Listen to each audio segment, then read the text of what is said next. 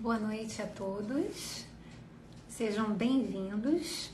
Muito bom receber vocês aqui hoje para mais uma live Saúde da Mulher.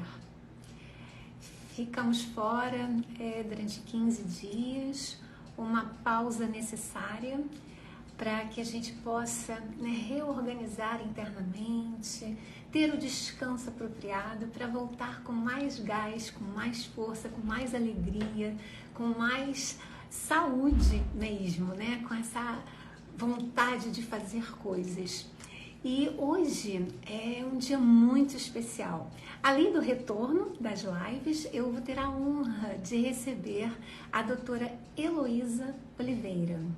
Vou aguardar a doutora Heloísa me enviar a solicitação de participação, mas já vou adiantando. Doutora Heloísa é médica com formação em medicina antroposófica.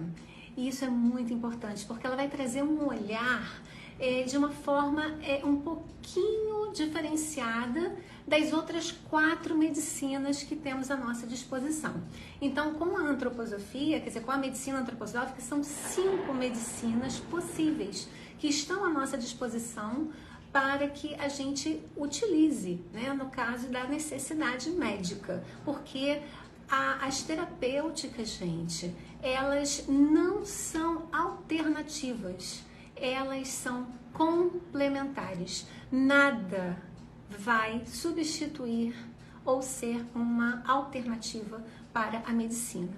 E o olhar da antroposofia é um olhar peculiar, um olhar muito integral, que compõe sua alma, seu corpo, seu espírito e muito mais, toda uma vivência de vida com sua biografia. Ai, chegou! Boa noite! Boa noite a todo mundo. Oi, Aldair, tudo bem? Tudo ótimo, muito obrigada pela sua presença hoje aqui. Heloísa é uma pessoa, como eu estava falando aqui, gente, Heloísa é uma pessoa com uma abrangência de olhar. E, assim, eu estava comentando, Heloísa, a questão das 5 possíveis medicinas que estão à disposição da gente, né? E que a medicina antroposófica tem um olhar diferenciado, muito completo, muito abrangente, e que você hoje vai trazer para a gente aqui alguns, né, detalhezinhos aqui a colar. Porque a visão, gente, o que é realmente essa saúde, o que é uma doença, qual é essa manifestação que a gente chama, né, de doença, e o que a biografia tem a ver com tudo isso, né? Essa grande biografia, esse grande tesouro da gente, que é a vida pulsante que a gente traz, né, para esse mundo aqui no qual estamos inseridos. Então, boas-vindas, Heloísa. Me diga um pouquinho, Luísa, como é que foi a sua busca? Como que você se encantou pela antroposofia para fazer toda essa formação, além da sua formação acadêmica em medicina? Como é que foi isso? Como é que você... Assim, os olhinhos brilharam, como é que foi? Eu digo que eu aprendi na carne. Porque, né, sou formada pela UERJ, médica, otorrinolaringologista, cirurgiã, médica do trabalho, médica com formação em medicina hiperbárica, então toda uma formação acadêmica, né, bem estruturada, etc. e tal.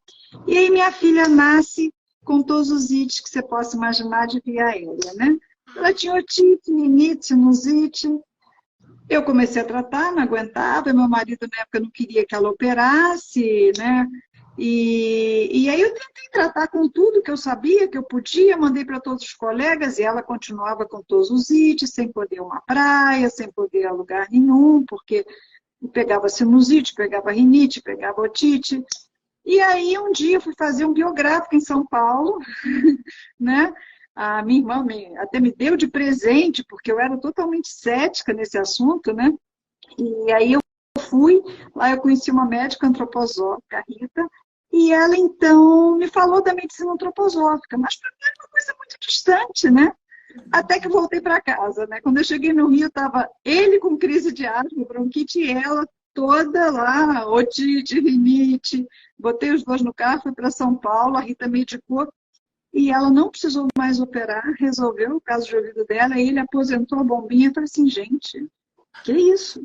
Funciona. Eu tenho que entender o que está acontecendo, né? E aí, nesse momento, então, assim que teve um curso de formação no Rio, na época, não era nem da BMA, etc e tal, era um curso de 4 anos. Aí eu me inscrevi, a gente está falando de 2000, ano 2000, eu me inscrevi e me formei, então, em medicina antroposófica, né? E eu acho que uma coisa muito legal, sabe, Aldair, é que ela traz uma outra visão. Você tem tudo que a medicina tradicional tem, né? No caso, a minha filha fez todos os exames, tudo que podia, já tinha tentado de tudo. Mas, assim, ela traz uma outra visão que é diferente, que para mim fez muito sentido, né? Tanto que hoje me dedico basicamente à medicina antroposófica e ao aconselhamento biográfico, que é a segunda vertente da minha vida, que também fez todo sentido. Então, primeiro, né? Quando a gente está na faculdade, a gente vê muito o corpo físico. Até se fala em doença psicossomática, mas o grosso é o corpo físico. Eu estou ruim do fígado, eu estou ruim do estômago, estou com uma sinusite, né? Então, assim, quando a gente olha a medicina antroposófica, a gente considera o homem com corpo, alma, espírito. E aí essa abrangência é muito interessante, porque a gente aborda, né, não só a matéria, mas toda a parte psíquica, e fundamentalmente, quando eu falo da individualidade. Quando eu falo do espírito, eu falo da individualidade de cada um, né? Dessa coisa tão especial que me faz ser diferente de você, ser diferente da minha irmã gêmea, se eu tivesse uma, né? Nessa percepção que a gente tem da vida, nessa percepção que a gente tem do mundo, de como a gente sente cada fato, né? Eu posso chegar, pegar aqui um óculos, dizer, olha, o que você acha? Transparente, não tem charme nenhum. Eu posso achar aquilo super charmoso, a outra pode dizer, gente, esse é o óculos da minha tataravó, tem um valor afetivo para mim. Então, como cada um percebeu esse óculos, foi diferente. E isso, logicamente, traz um impacto no organismo da gente, né? Então, por exemplo, dentro da biografia, quando a gente é criancinha, né, até os 7 anos, a gente está começando a fazer a base física, né? Para a nossa individualidade. Né? Essa questão da individualidade, eu sempre falo assim, tem a peculiaridade, né? Junto com todo esse emocional, com toda a bagagem que a pessoa já traz, que a gente não chega aqui folha em branco, a gente já tem uma história e esses laços que nos unem, nos trazem até essa composição de corpo físico e esse preencher com essa luminosidade que a gente sempre fala, que a gente exala isso, né? Que são as qualidades. E como que a gente vai lidar com isso? E é importante que você começou a colocar esse primeiro período de 0 a 7, para quem está nos assistindo, a antroposofia e, claro, o aconselhamento biográfico ele é parte, né, de todo um corpo maior da antroposofia. A gente trabalha com a teoria dos setênios. Então, essa vida da gente que vem sendo dividida nesses períodos. Não é nada fixo, não é nada rígido, nada, né, engessado, mas sim, é uma lei que a gente, né, procura e estuda e tem um fundamento. Então, quando a Heloísa pontua, né, nesse primeiro período de vida, é importante a gente saber que a gente vai dar continuidade, né? A vida é cíclica e ela vai nesse 777 e trazendo muita coisa pra gente. Então, como é que ficamos nesse período? Só piramidando em cima do que você falou, né? Para quem é de fora e não sabe muito sobre biografia, né? Cada períodozinho desses de 7 anos, ele tem como se fosse assim, um comportamento arquetípico. Então, quando eu falo do período dos 0 aos 7 anos, é aquele período que a gente nasce, que tem um pai e uma mãe, né? A gente pode até não conhecer, mas tem um pai e uma mãe.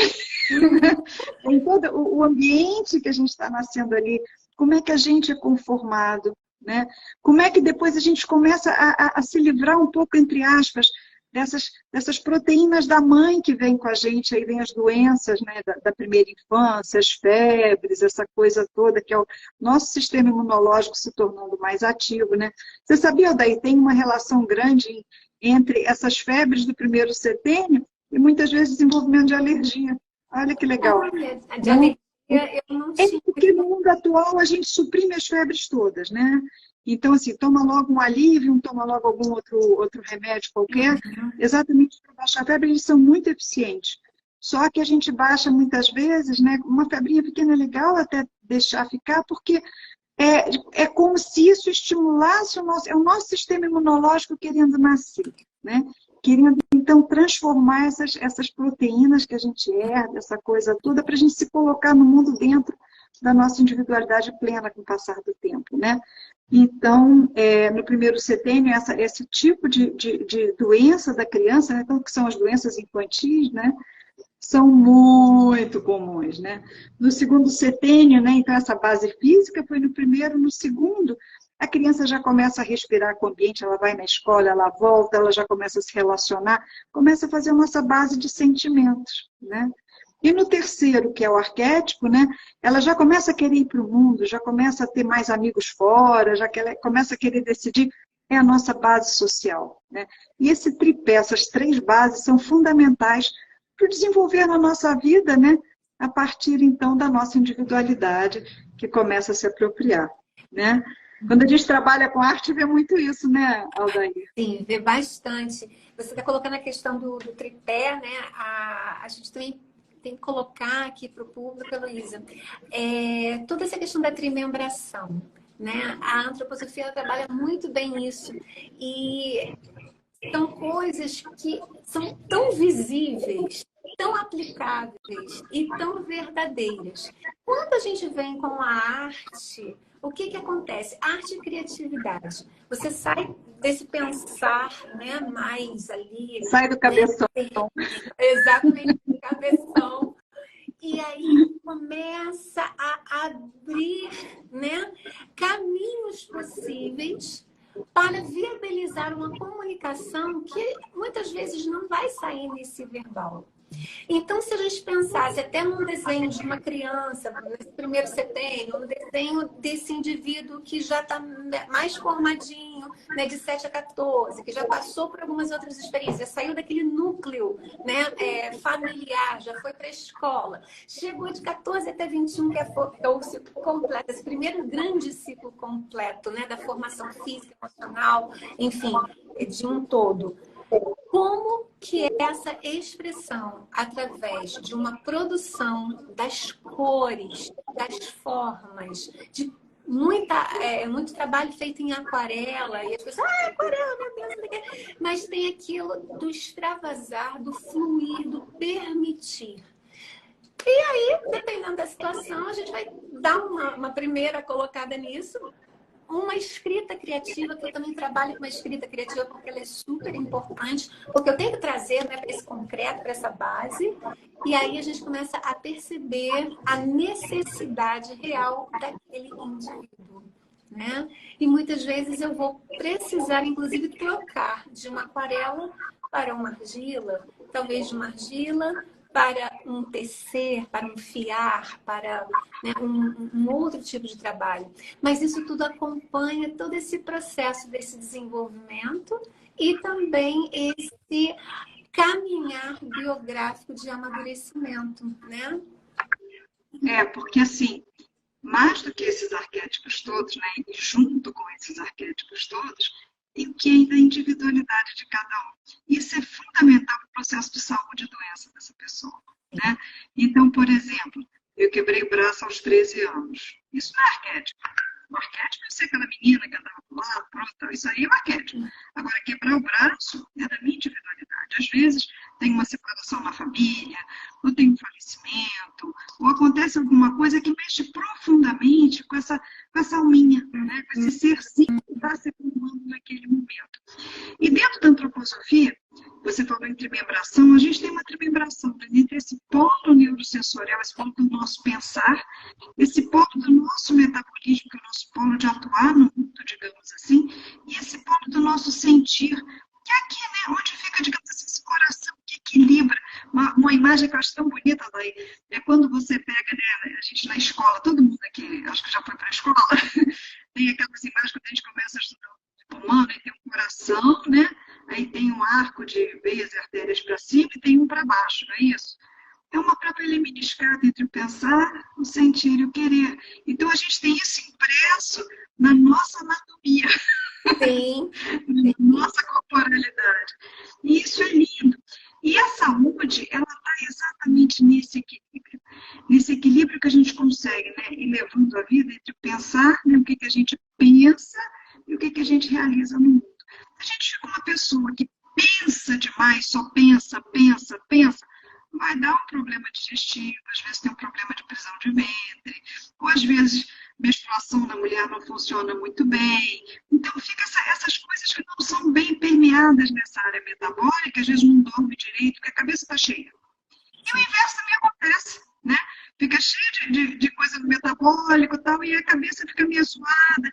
Então, assim, isso não é saúde. A saúde é exatamente a gente tentar equilibrar esses dois polos, a gente ter uma vida saudável, né? E a arte trabalha muito isso. Heloísa, desculpa eu te interromper um minutinho, mas a gente está tendo uma questão com o teu áudio. Eu estava percebendo, mas eu achei que era só eu, mas alguém colocou aqui. Melhorou? Subiu e eu não vi quem foi. Melhorou? Eu só descobri que não. Acho que sim. Isso. Tá. Tá. Deixa eu ver se eu entender um pouco pra Tá melhor Às vezes assim? acontece, a gente, né, aparelho é isso, né? A gente vai tentando ajudar. Perdão pela interrupção. Nada. Então, acontece isso, né? Entre esse equilíbrio entre esse polo do nosso pensamento e o polo, digamos assim, do nosso metabolismo, né? Então, esse equilíbrio, digamos assim, é uma coisa que é fundamental para esse estado de saúde e doença, né? Ao longo da biografia, a gente vai passando por várias fases, né? A gente sabe disso, né? Nos 3 setênios de 21 a 42, a gente vai trabalhar mais a alma, os encontros da nossa vida, é a fase que a gente mais trabalha e tal. E aí, muita coisa na cabeça, a gente às vezes começa a desenvolver doença psicossomática, né? Tem uma gastrite, tem um estresse acentuado, faz um burnout, e não sei o quê. E então fica com esse sentir aqui muito tumultuado por tudo isso que está acontecendo na vida, né? Depois dos 42 anos, já é uma fase que primeiro começa, né? Essa parte metabólica, né? A mulher começa a ter menopausa, a gente passa a enxergar menos, né? Tudo isso vai acontecendo, né? Depois de 49 a 56, é a época que acontece muitas vezes uma crise de asma que volta, né? Ou então o infarto agudo do miocárdio. E depois dos 56, a memória já começa a falhar um pouco, a gente começa a ter uma tendência maior às doenças mais esclerosantes, né? Isso acontece, inclusive, depois de 63 anos. Então, arquetipicamente, são essas. Mas eu acho, Adair, que a coisa mais legal da gente ver é quando, por exemplo, chega um paciente no consultório, né? E aí eu falo como médica, mas o aconselhador biográfico também faz isso, né? Porque eu trabalho tanto quanto médica, aconselhadora, e você também é aconselhadora, né? Que é esse caso assim, chega um problema de saúde. Tem uma frase que o Steiner traz que é muito linda, que é assim, biografia é uma doença prolongada e doença é uma biografia encurtada. Ou seja, né, ao longo da vida, a gente nunca tem saúde plena o tempo todo. O que a gente vai vivendo são coisas que são, entre aspas, problemas, crises, então é uma doença que vai se prolongando. E, por outro lado, né, o processo da doença é tudo que tem a ver com essa biografia focado naquele momento, né, focado naquele problema que a gente está apresentando de repente. Então, quando a gente pega uma patologia, ou seja, uma doença, quer um paciente que vem com uma queixa, não é só como quando é que começou, o que aconteceu, os seus sintomas, o que o senhor tomou, o que o senhor não tomou. Não. Me fala um pouco da sua história de vida. Como é que isso veio se desenvolvendo, né? Quando você era pequeno, tinha alguma coisa? Porque esse encadear dos fatos da nossa vida, eles vão trazendo, digamos assim, sinais de um adoecimento, que muitas vezes ela começa esse problema no campo emocional, aliás, a maior parte das vezes ela começa praticamente sempre na área emocional da gente, psíquica, e progressivamente isso vai indo até chegar na corporalidade, né? Então a gente tem essa visão. E aí, Adair, muito legal, às vezes, é quando você faz o trabalho artístico junto, que você sabe exatamente quando você deve usar uma aquarela para tirar aquele pensar solidificado, né? Quando é que você precisa dar estrutura através de uma argila, né? Então, é legal, gente, porque na antroposofia as coisas conversam, e conversam muito, né? Exatamente. Então, não tem só uma única vertente, é esse todo. E todos colaboram. Quer dizer, esses aspectos, eles conversam de tal forma E realmente esse diálogo ele vai trazendo possíveis caminhos. Então se fala que a arte ela é uma ponte que vai conectar esse algo que está aqui com um vir a ser. E que vir a ser é esse? É a gente trabalhar nossas tendências, nossos paradigmas, as necessidades, né, que a gente vem apresentando ou que apresentou, algo que seja assim, um pouco mais pontual. E essa conversa, Luísa, que você bem colocou, é uma parte que eu falo que é tão magnífica e tão distinta. Porque na antroposofia é isso. Todos colaboram para um resultado positivado. Então, quando um médico sugere um trabalho artístico, ele realmente ele está pensando naquele bem-estar daquele ser, daquele paciente e o enxergando como um todo em suas necessidades. E essa arte, porque ele também acredita nisso. Não só a arte da criatividade do pintar, é uma grande arte, a arte de viver. E que esse viver, às vezes, precisa dessa produção, digamos assim, para que haja realmente uma desobstrução de alguma coisa, inclusive traumas, né? Não apenas questões outras, como talvez um processo alérgico. Eu uma vez atendi uma pessoa que chegou falando assim, não, porque eu estou muito tensa, estou muito isso, e meu exame está acusando pressão alta, estou com pressão alta, estou com isso, estou com aquilo, tá. Então, como que é um desenrolar para uma pessoa que está com aquela pressão alta, aquele ser, que história era aquela?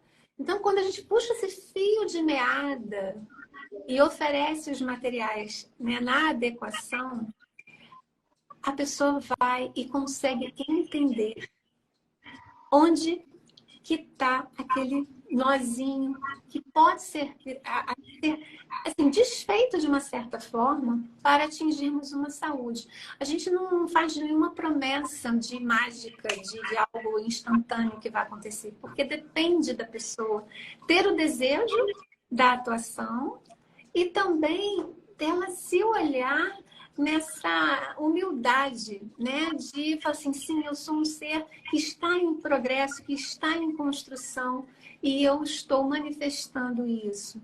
E onde está essa raiz e para onde que eu estou precisando caminhar? Então, é um trabalho em equipe, na verdade, né? Não tem um único que vai trabalhar. É a equipe e, principalmente, o indivíduo que está ali sendo cuidado, porque ele tem que assumir também a responsabilidade de seu acompanhamento, né, Luísa? Não, sem dúvida, né?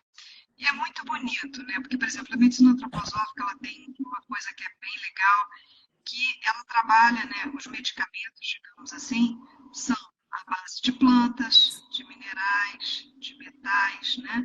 Então, não tem aqueles efeitos colaterais, que a gente observa, né, com um medicamento alopático.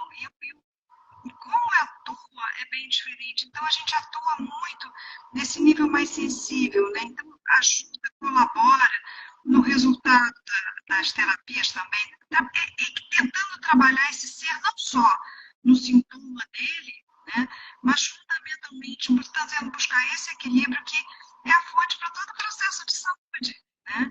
Então, é muito bonito, é muito legal, né? Hoje eu atendi uma paciente que chegou no consultório assim, lotada de queixas, né? Aí hoje ela voltou, já é a segunda vez que ela retorna. Como é que você está? Ela estava com a cara ótima. Eu falei, doutora, eu estou me sentindo bem como há muito tempo eu não me sinto. Eu falei assim, gente, mas que coisa boa, vamos conversar, né? E aí ela falou de todo o processo dela, das fichas que caíram, das coisas, o que ela vai fazer para frente, né? Então, assim, eu acho que para a gente que lida com medicina antroposófica e também com biografia, eu acho que é muito gratificante, sabe? A gente acompanhar depois como é que estão esses, né, esses retornos, essa evolução desses casos, né? Mas o que eu acho assim, essencial é a contextualização da doença dentro do processo de vida. Porque a gente não vê o doente, a gente vê uma pessoa, um ser humano, que naquele momento da vida dele apresenta uma doença, né? Então, assim, é diferente, né, de eu ver, é o fígado, Uhum. é a cirrose, Não, é o ser humano. Naquele momento de vida, por alguma coisa que aconteceu nessa biografia, que é daquela individualidade, ele apresenta esse problema de saúde. Agora, como é que isso pode reverter? Exato. Ah, mas eu tomo quimioterapia, eu tomo remédio. Gente, ninguém está falando para parar de tomar. Mas como é que eu consigo, digamos assim, ter menos efeito colateral? Como é que eu consigo ter uma qualidade de vida melhor? Como é que eu consigo estar melhor comigo mesmo? Né? Ter Porque eu que é o acho que grande pulo do gato, se né? eu me harmonizo, a coisa funciona melhor, né, Aldair? Sim, é essa participação ativa de dar esse salto qualitativo e também quantitativo. Ninguém está dizendo que a quantidade não importa, não importa sim, com certeza, né? Mas quando você tem esse olhar, você escolhe ter esse olhar diferenciado. E eu falo, a gente mora no mesmo planeta, mas o mundo é individual, né? Então, Sim. os nossos mundos somos vários, com vários mundos, e que se tangenciam, e que muitas vezes, né, fazem um entrelaçar. E essas manifestações, elas eu vejo exatamente assim como você colocou. Elas chegam num momento X da vida. Ah, pode ser colocada como crise. Sim, crises são importantes, são necessárias. E eu falo, e é importante também você saber que crise tem o mesmo radical de crescer. Então, tá na mão da gente, né? Pegar isso, trazer e fazer essa grande batalha boa, né? O bom combate nesse sentido, para que a gente entre num equilíbrio, mesmo que daqui a pouco a gente possa dar aquela desnivelada, né, mesmo, porque é assim que acontece na vida, não é linear, senão eu sempre falo daquele aparelhinho, mas se fizer acabou, né? Game over, não tem mais nada para ser feito. Então, esse subir e descer aqui se faz necessário. Opa, Heloísa, ó, você está aqui ainda? Eu Deu uma estou paradinha aqui aqui. para mim. Ah, então tá, porque deu uma congeladinha rápida Dessa aqui. vez eu acho que você tremeu. Eita! Socorro! Mas é isso. Mas, mas já que você falou em crise, né? Como é que a gente vê a crise, né? Porque isso pode gerar doença ou pode gerar entusiasmo, né? Sempre todo desafio quando aparece na vida da gente é um desafio, né?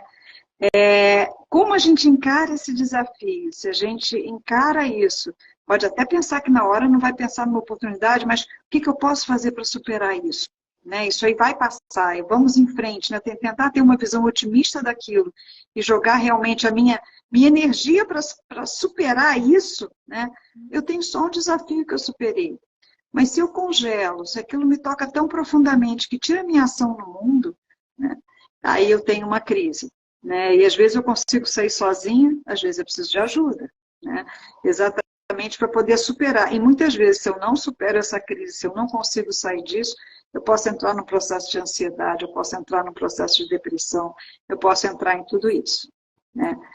Então, é muito interessante quando a gente vê isso, porque, por outro lado, também essas crises são oportunidades, como a Aldair falou, né, de crescimento, porque o nosso eu, a nossa individualidade, não cresce só deitada na rede tomando água de coco, gente. Né? A gente fica ali numa boa, olha, é super gostoso, curto de montão. Mas passar a vida assim, eu não vou para lugar nenhum, eu não vou sair da rede. Não vai sair, Alguém tem que pagar exatamente. as contas da casa que tem a rede, não tem jeito, né? Pontuou Então, maravilhosamente bem, Elisa, porque muitas vezes a gente, quando está aqui falando desse equilíbrio, não é nada naquele universo disso aí, de ficar tudo parado. É movimento. A participação do público. Vamos lá. Pronto, fechou. Cala a boca. E assim, tudo nessa vida acontece no movimento.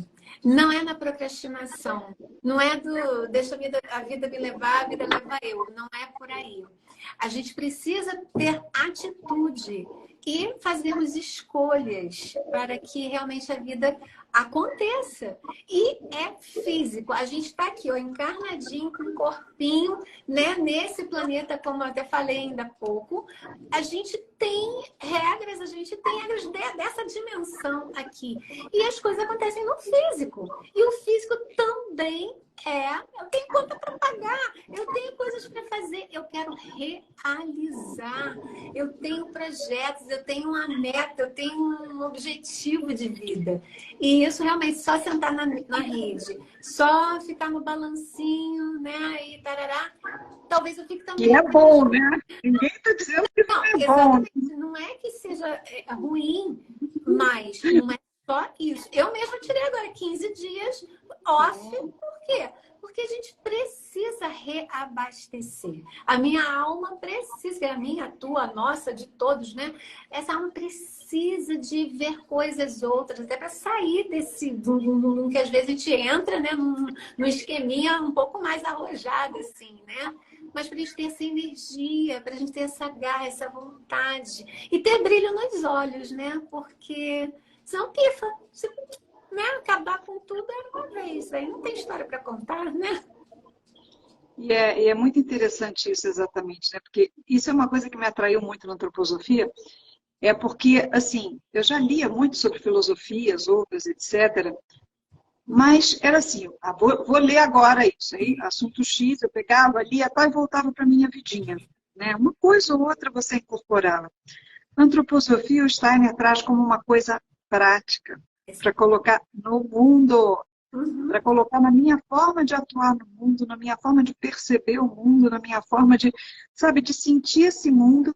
Então, ele coloca na minha ação, no meu dia a dia, coloca no que eu sou, né? E por uma escolha minha, né? E aí tem toda essa importância do nosso próprio poder de decisão nas nossas escolhas, né? Como é que eu quero que as coisas funcionem? O que que eu faço para isso? Como eu estruturo isso? E, fundamentalmente, como eu me sinto a partir disso? Porque as coisas têm que fazer sentido no coração.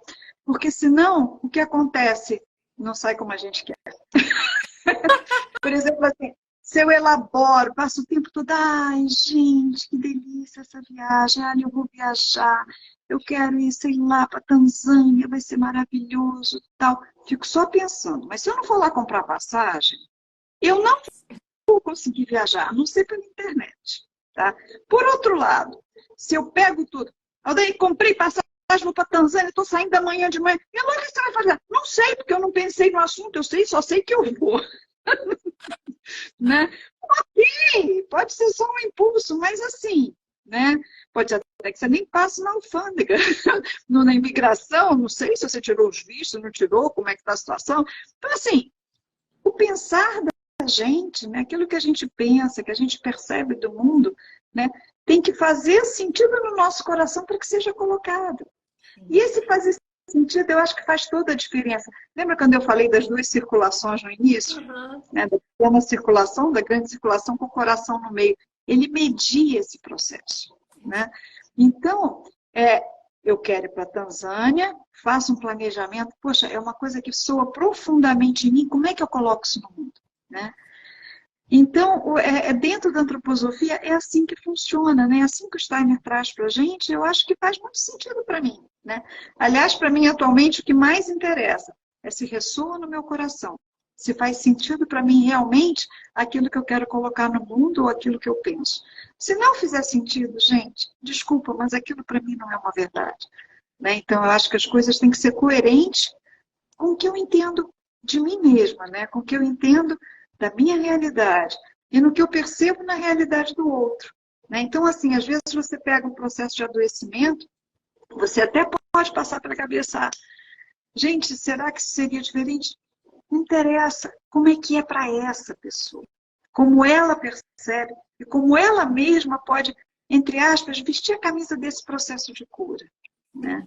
E isso a gente consegue, né? Ajudando com a medicação, ajudando com a arte, ajudando com o aconselhamento biográfico, com tudo que possa levar essa pessoa, digamos assim, esse indivíduo, a um processo de maior conscientização sobre si mesmo e sobre o seu processo. Né? Eu fiz um estágio na Alemanha, Aldair, que foi maravilhoso, né? E aí a gente ia conhecer o hospital. E aí fui na Fielder Clinic. Aí cheguei lá, entrei nos quartos, né?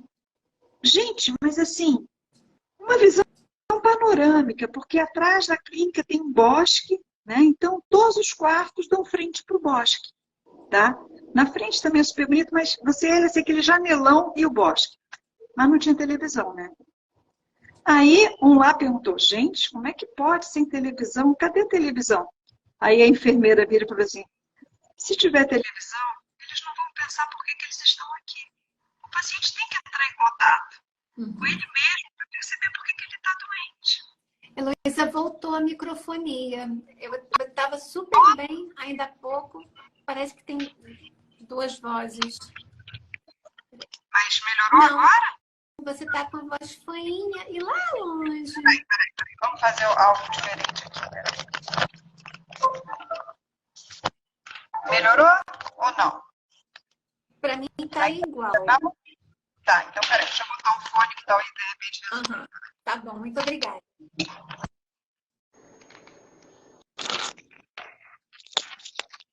Tanto do fio aqui. Melhorou? Melhorou. Então tá. É que esse fone me machuca um pouquinho, mas tudo bem. Vamos lá. Tá certo. Pronto. Obrigada. Então, onde é que foi que eu parei? Na televisão. Não tem televisão. Tá. E aí a enfermeira respondeu. Aí ela respondeu para mim o seguinte.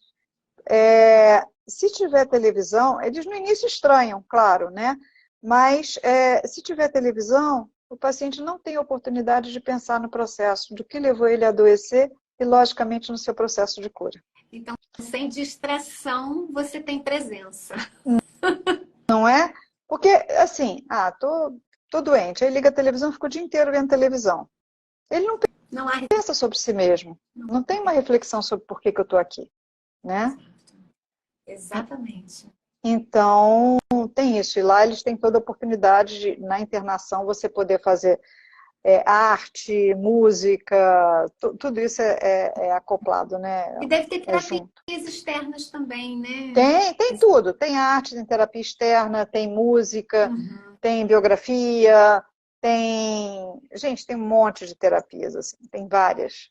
E foi o que eu falei lá no início, são terapias complementares. Gente, assim, eu gosto de pontuar isso, eu sou chata com isso, porque se temos 5 medicinas, não tem alternativa para medicina. Você tem 5 para escolher. Escolha uma, por favor. Escolha a que melhor se aproxime, né, de sua verdade.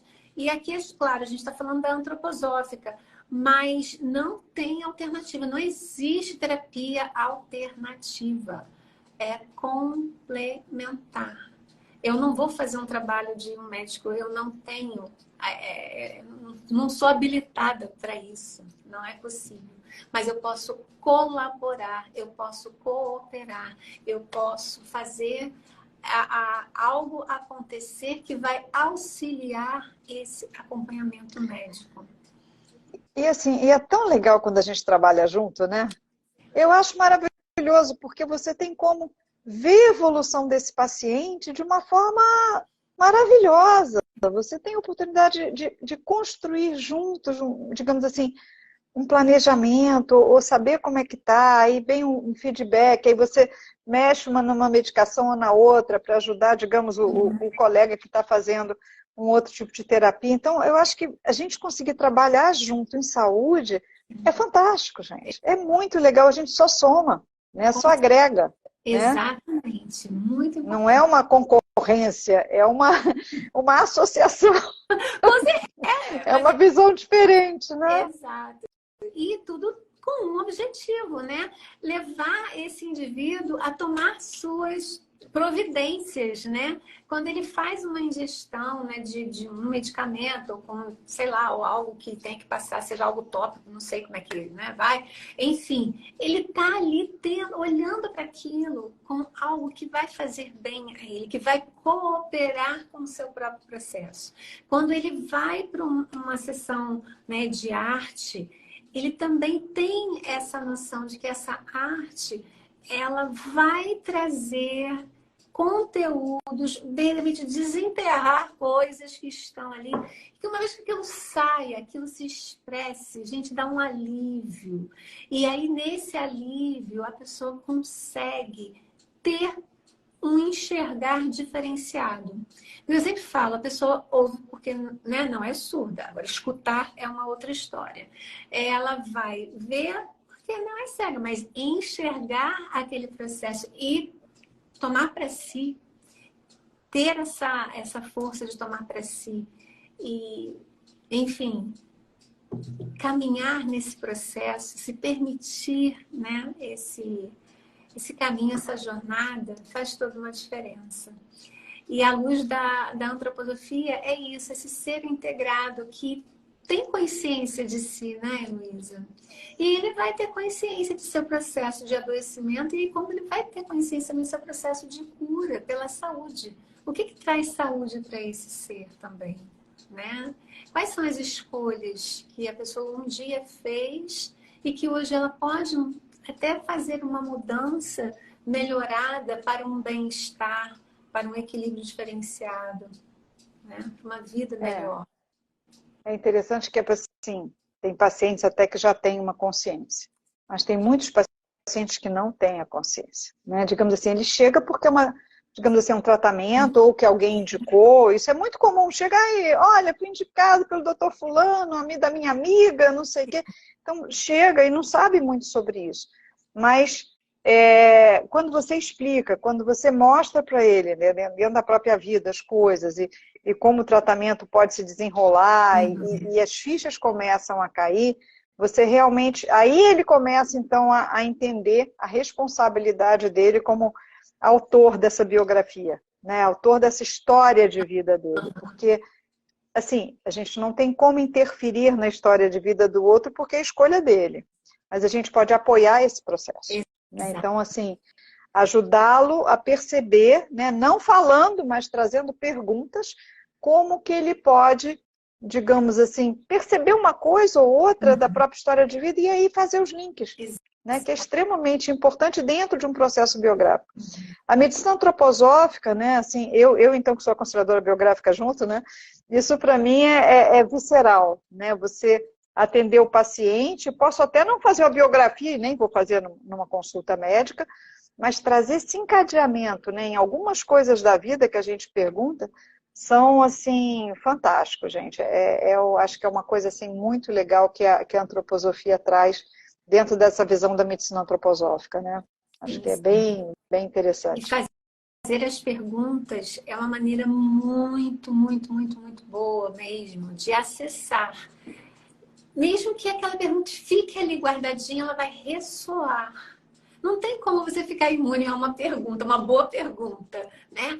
Então, e aí? Às vezes a pessoa não estava nem... Não precisa nem responder na hora. Dorme com ela. Olha, estou fazendo a pergunta, aí a pessoa fica assim, leva para o sono, depois você me fala. Só pensa nisso. E isso já é uma grande coisa, né? Porque junta isso com essa possibilidade de reflexão, a gente tem sempre um retorno, né? A gente tem sempre uma resposta posterior. E eu acho assim, muito interessante em termos de observação, né? A pessoa que de imediato ela fala que não, que isso, que não. Aí tem um não, não, não, não, não. Aí você vai, né, com todo um carinho e, claro, respeitosamente a toda a história. Toda a história é tratada com muito respeito, né? Com muito acolhimento. E a gente sabe, né, que dá uma escapulida para aqui, dá outra escapulida para lá, porque isso é do ser humano mesmo. Agora, quando tem na narrativa algo, e aquilo até deu uma boa incomodada, incômodo é bom, tá? Incômodo é muito bom, faz a pessoa se mexer. E aí ela traz, às vezes, uma palavra, às vezes traz um silêncio também, porque tem silêncios poderosos nisso tudo. E aí a gente começa, aí entrou nesse processo, que coisa boa. E o próprio cliente, ele traz, muitas vezes, as respostas, né, com toda uma configuração, com toda uma contextualização. E esse é um trabalho muito bonito, né, Luísa? Eu vejo... Uma coisa que eu acho, assim, essencial quando a gente fala de biografia, né, é lidar com o sagrado. Sabe? Então, isso para mim, porque, assim, foi uma pergunta que me fizeram, doutora, qual é a diferença entre a biografia que eu compro do Martin Luther King ali na Saraiva ou a biografia que a pessoa vai, é a minha história de vida que vai escrever? Eu falei, não é isso, né? Embora seja biografia e seja uma história de vida, ela é contada só por você, né? Como é que esse ser que chegou aqui na Terra, né, escolheu esse caminho para fazer o seu processo de iniciação. Então, a biografia ela é o caminho de iniciação de cada um de nós. Né? Se a gente acredita que vem para cá para cumprir, entre aspas, uma missão, a biografia, como essa missão vai ser cumprida? Como ela está sendo encadeada? Como ela está sendo desenrolada, né, ao longo da nossa vida? Então, isso para mim é uma coisa muito sagrada, porque não tem duas iguais. Não tem duas percepções iguais. Não existe nada disso. Então, quando a gente entende que você, na realidade, vai lidar com o que o outro tem de mais sagrado, é um momento de humildade e reverência. Por isso que não pode interferir da minha opinião, da meu palpite, porque, na realidade, a vida do outro é algo extremamente sagrado, importante, né? E a gente tem que fazer toda a reverência do mundo, acolher da melhor forma, porque a forma como eu penso não é a forma como você pensa, né? Mas só que a forma como você pensa te trouxe até aqui. E o meu caminho Né? só eu posso fazer. E o outro só eu. O próprio caminho. E é muito bacana essa palavra desse sagrado, né? Esse sagrado, ele não está imbuído em uma religião, mas ele está imbuído em você reverenciar o seu melhor, a sua narrativa. Então, quando um cliente chega e ele conta sua história, é a partir daquele olhar, é a partir daquele sentir, é a partir daquela vivência. E eu já tive oportunidade de ouvir até fora mesmo, né, de atendimento. Isso acontece, né, na família, principalmente na nossa, no dia a dia. 2 filhos, né? Uma mãe e um pai tá lá. Qual a visão de um? Ah, mamãe foi assim, mamãe assada, mamãe isso aqui. O outro, nem mamãe. São percepções outras. E, sim, você não vai julgar. Não existe julgamento, né? É aquela narrativa que está valendo, é aquele olhar. Até que um dia, quem sabe, essa pessoa vai poder olhar para aquilo ali tudo e falar assim: uau, olha como eu estou hoje, olha como eu estou aqui, olha como eu me formei, né, como um ser humano. E aí sim, essa missão, né? Que missão é essa que eu vim realizar aqui? E aí eu faço ajustes também, né? E se recalculando rota, a gente acaba até descobrindo que tem coisa que a gente faz, até no mecânico, e que não serve para nada. Mas eu continuei fazendo, sabe-se lá por quê? Quando eu observo, vejo e falo assim, eu posso fazer melhor, eu posso ser melhor do que eu mesmo, não é melhor do que o outro. E vou batalhar por mim, porque eu mereço, né? Ainda tem essa questão desse merecimento, quando você entra no processo e descobre várias coisas. E eu vejo, assim, um aconselhamento, o nome, às vezes, é um negócio meio assim, né? Porque a gente não dá conselho para ninguém. A gente está ali fazendo um acompanhamento respeitoso, um acompanhamento daquela narrativa, de toda uma preciosidade de vida daquela pessoa. E assim vamos, né? E esse caminhar é individual. Eu falei igual aquela propaganda do cartão, né? É pessoal e intransferível, né? Tem uma coisa assim que você falou, mas que é muito importante quando a gente pensa em saúde e doença, né? Que é o que se repete na nossa biografia. Né? Então, muitas vezes a gente vê, acontece uma coisa, daqui a pouco acontece de novo, e várias vezes a gente observa que vai acontecendo numa oitava acima. Né? Então, a coisa começa nesse âmbito mais anímico, tal, acontece uma vez, acontece 2, acontece 3, chega uma hora que vai para o físico. Né? Exatamente para você tomar uma consciência maior sobre esse processo. E outra coisa muito legal, Aldair, é assim, né? A gente vai envelhecendo, isso não tem jeito, né? O corpo físico da gente começa a envelhecer, não tem o que falar. Por mais saudável que você chegue, o envelhecimento vai chegar. Mas como eu me mantenho saudável? Como eu me mantenho, né, viva, apesar da idade, né, e com a idade? E uso isso não como uma coisa que vai me botar um grilhão no pé, mas sim como uma coisa que vai me dar uma oportunidade de enxergar o mundo de uma outra forma e de tentar aprender e criar cada vez mais. Como é que a gente consegue fazer esse break-even point, né, dentro desse processo, né? E uma coisa muito importante, então, que nem eu estava falando, né? Quando a gente começa a olhar toda a trajetória física do ser humano, o envelhecimento, não tem o que falar. Se eu fico o tempo todo presa, ai, olha, eu era mó gata. Ah, meu Deus, eu malhava não sei quanto e agora não malho mais. Ah, porque eu fui instrutora de mergulho, agora... A gente pira, gente, porque sabe em que? Depressão. Porque, sabe, a gente não vai conseguir ser o que a gente era, mas a gente pode ser muito mais. Sim. Se eu tivesse a cabeça que eu tenho hoje, na época que eu tinha aquele corpinho, olha, ia ser um sucesso. Né? Mas a questão é outra. Como é que eu posso, com plena consciência dos meus limites hoje e do que eu sou hoje, fazer coisas que me deem brilho nos olhos? Coisas que me façam estar bem comigo mesma. Sabe aquela coisa que vai ajudar a me construir cada vez mais e vai me tornar, talvez, mais aberta para o mundo de alguma forma? O que eu posso doar para o mundo? O que eu posso receber do mundo de alguma forma através do meu trabalho, da minha doação, do meu sentir? Sabe? Como eu posso me integrar nisso de uma forma mais legal? Né? Então, isso eu acho muito importante para o envelhecimento. Oi? É um processo criativo. Porque foi o que você colocou.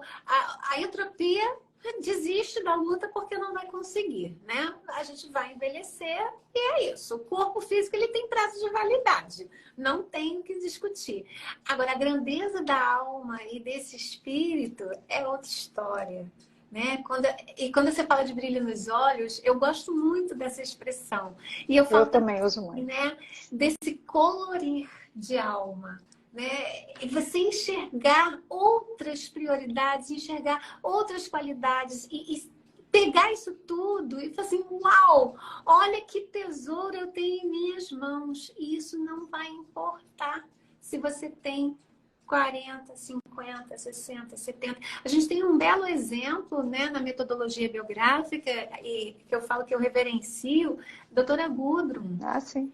Doutora Gudrun fez a passagem com 90 e poucos anos, né? E, enfim, e que garra, e que vontade, e que partilha, né? Falando de doação, disso. Quer dizer, olha, uma pessoa numa produção criativa e pintava. Ela foi minha colega de sala na formação de pintura terapêutica e na maior tranquilidade, na maior humildade. Quer dizer, ali pintando, criando, se percebendo, trocando, né? Eu falo assim, que processo belíssimo. E eu falo que, assim, inveja é um negócio meio esquisito, mas às vezes eu falo assim, poxa, olha, que inspiração. Vamos mudar aqui. Que inspiração, e não inveja. Ela tinha muito brilho no olho, Aldair. A Gudrun, eu convivi com ela lá em Florianópolis, ela tinha muito brilho no olho. Tudo fascinava, tudo ela queria fazer, né?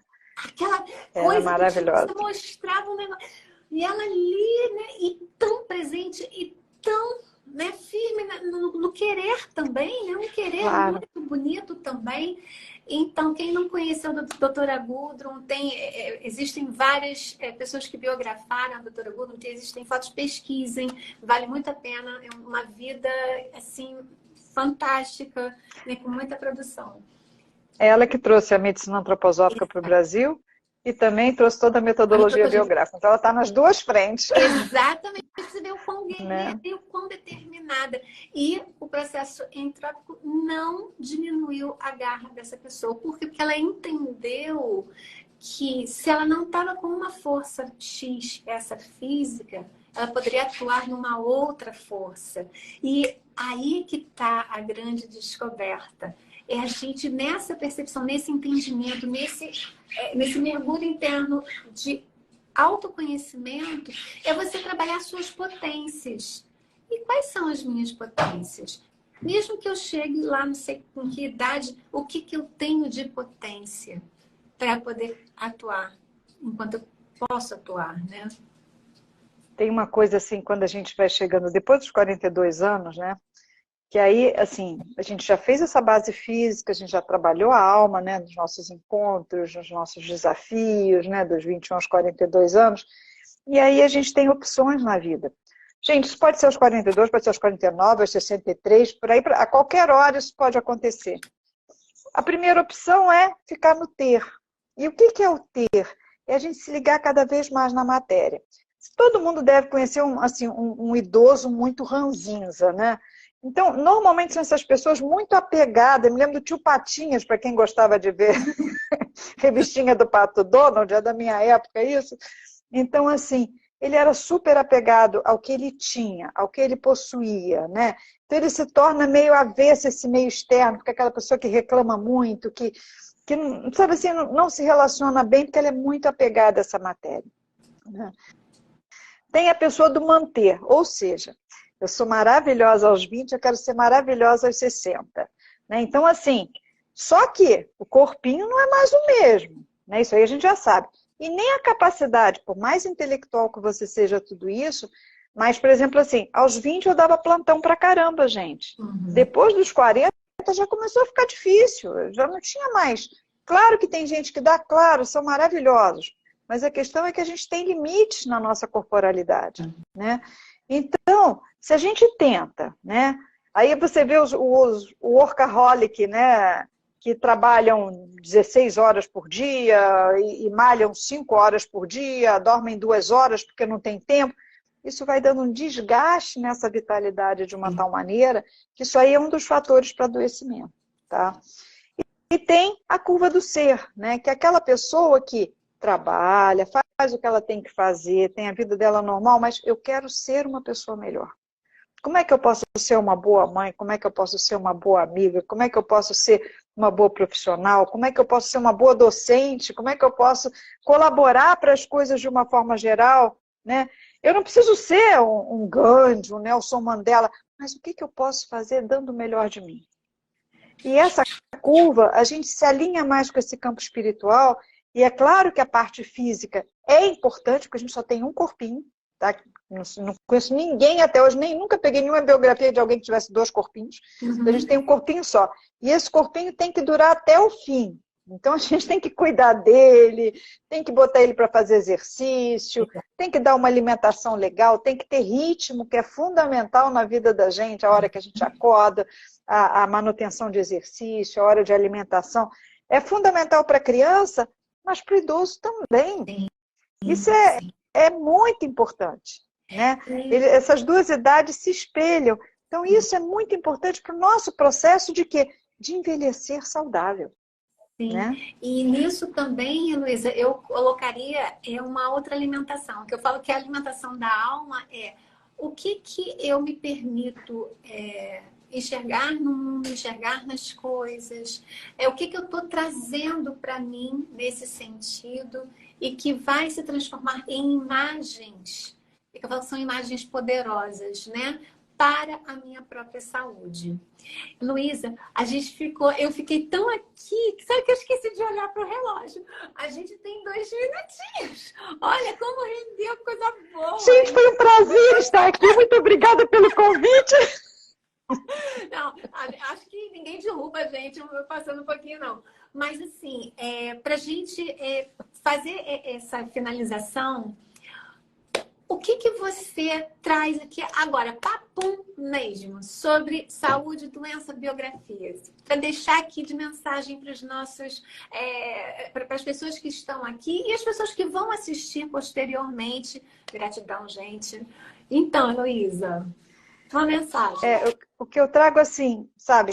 Tentem sempre fazer coisas que façam sentido no coração. Cuidem o melhor que vocês puderem, né, desse corpo que é o único que a gente tem.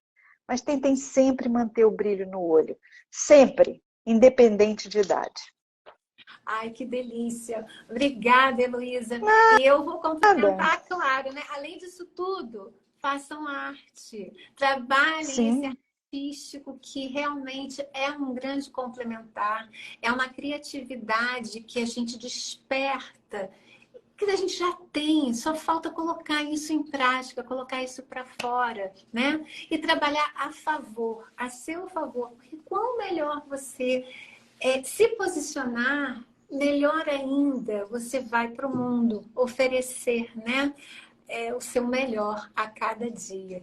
Então, esse processo da biografia é um processo muito importante, é um processo riquíssimo e que traz para a gente um norte. Então, daí que eu falo do meu trabalho, né, da cartografia biográfica. Quando a gente trabalha fazendo uma metáfora, né, do GPS, né, recalculando rotas, encontrando um norte diferenciado, onde a gente possa se encontrar no melhor. E com brilho nos olhos, porque eu concordo plenamente com você. E a medicina antroposófica ajuda muito nesse Com processo todo. Com certeza. A antroposofia está aí a nosso favor, né, nesse sentido. Então, com procure. certeza, graças a Deus. Quem ainda tem alguma dúvida, pode entrar em contato com a doutora Heloísa. Tenho certeza, né, que ela vai poder, assim, explanar melhor, com mais detalhes. Quem precisar de qualquer coisa, entre em contato com a gente, que estaremos aí, né, Heloísa? E é isso. Com certeza. Querida, gratidão. Muito obrigada, viu? Obrigada a você pelo seu tempo, pela sua disponibilidade, pelo teu carinho e pela partilha aqui, porque eu tenho certeza que todos que estão presentes e todos que assistirão posteriormente vão ser tocados, sabe? De uma certa forma. Com certeza, sim. Eu sou muito grata a todos vocês que estão aqui conosco. Ai, obrigada. Tem várias pessoas falando assim, live excelente, vocês são lindas, parabéns. Ai, gratidão. Obrigada, gente. Porque é isso. A gente está aqui realmente para colocar, né? Esse é o nosso serviço. A gente tem que levar para o mundo isso que a gente acredita. Que é por aí. Gente, um beijo. Tchau. Gratidão mais uma vez, linda. Boa noite. Tchau, gente. Tchau, tchau. Obrigada.